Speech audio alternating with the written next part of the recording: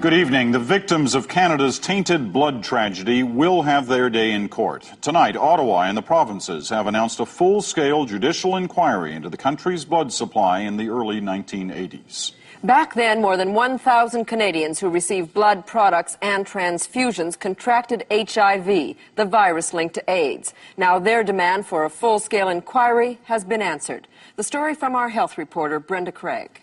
It was a routine checkup for a life insurance policy that revealed Marlene Fries was HIV positive.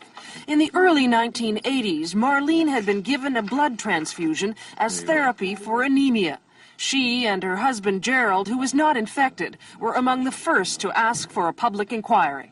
I think it's long overdue. I think, this issue should have been addressed years ago. The issues that have in Edmonton, Canada's Minister of Health announced a $2.5 million public inquiry to restore confidence in Canada's blood supply. The inquiry is to focus on the system. We want to ensure that we have a system that is the most effective possible.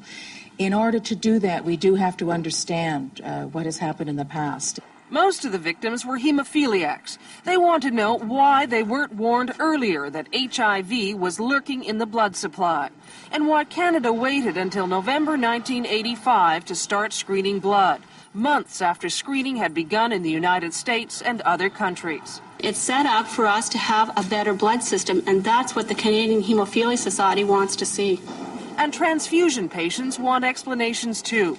Why weren't they told what health authorities knew or suspected? Red Cross officials say they want this inquiry as much as the victims do. What is essential is that the events of the mid-'80s be judged in the context of the information that was available in the mid-'80s.